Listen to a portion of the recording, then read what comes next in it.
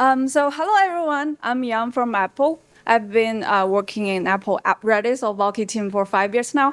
And so whenever I'm on call, I get the majority of customer questions I got is about mTLS. Like, how do I get connect to this cluster for the first time? How do I update my access? And why my access suddenly doesn't work? Etc. So we have been spending a lot of time building our own automation to make sure these issues doesn't happen. But what's better than native in Valkey itself? So today I'm going to talk about what we have been involving in TLS in Valkey recently, and basically how to make it safer, more predictable, and easier to operate in modern cloud environments. Okay, so these are the three main pain points for mTLS. First is misconfigurations, where whenever you set up a batch cert and it only blow up at production at 3 a.m., so you will get a page at night. And third, rotation pain. So basically, you need to rotate it manually or have anything external automation to fix that. Last is static credentials, basically username and password. So they're static and very hard to rotate. Okay, and, oh, sorry.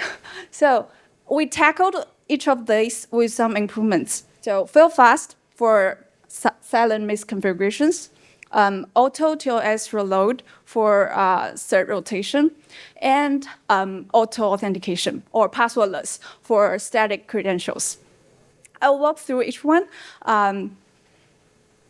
Okay, so number one is fail fast for silent misconfigurations. I attached the GitHub issue and the PR links down below so that you can check it out later. So previously, Valkey would accept any cert paths, even though the cert path is empty, it's expired or not yet valid or malformed, the server would start happily without any issue until the production traffic comes. And then good luck debugging that at 3 a.m. And there's a vague SSL error where it doesn't say whether it's a server-side issue or client-side issue. So you gotta check, like, or ask customer, like, what's your cert? Does it expire? Does it allowed? And then you're gonna check all the 5 settings on the server end, and then until you found the issue.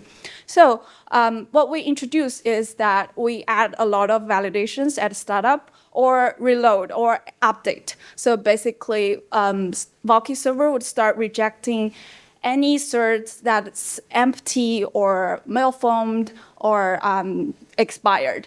And yeah, so you will get a clear message, and the admin or operators, whoever start the server, can know, oh, the server has some issue, and then I'm gonna fix it according to the error message before customer knows.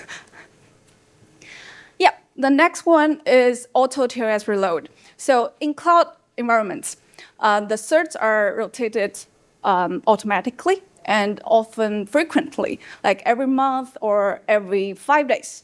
And so the options for Valkey users are usually like create an external cron job to rotate, to config set, and or sign up on the file system. Like whenever the cert changes, we go config set or restart the server.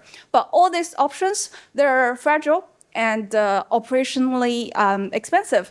And the most important thing is when we do config set, the Valkey server would stop everything and then do the reloading while other commands are waiting.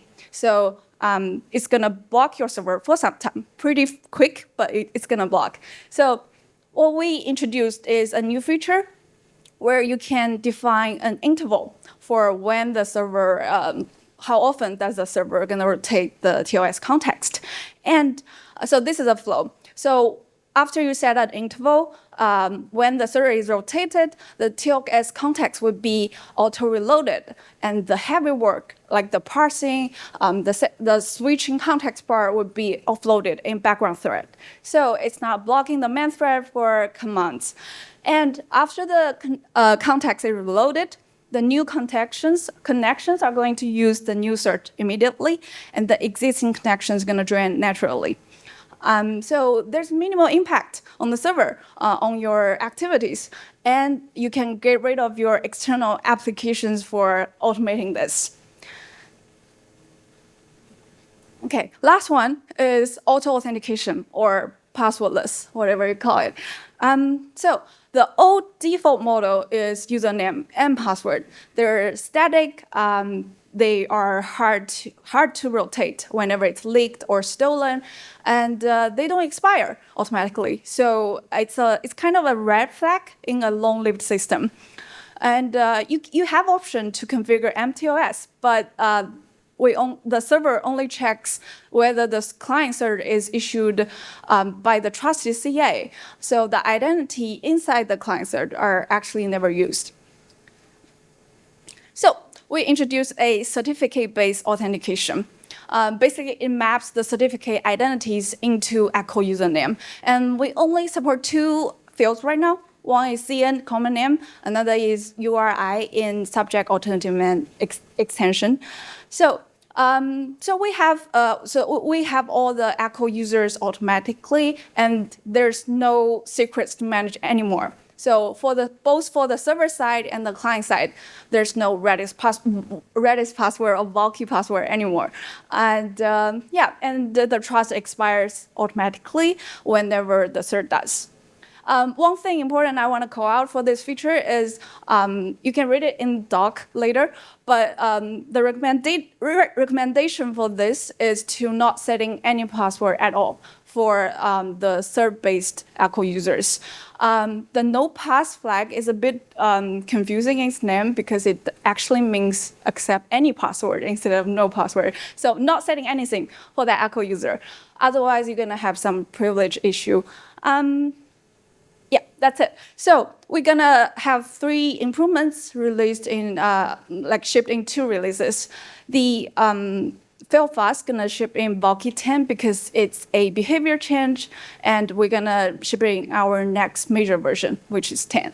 And the cert rotation, auto-reload, and auto-authentication, they're shipped in Valkey 9.1, and they're available today. So try it out. So yeah, if you guys are using mTLS in production, I really encourage you to try them out and let me know if you found any bugs. And that's it. Thank you.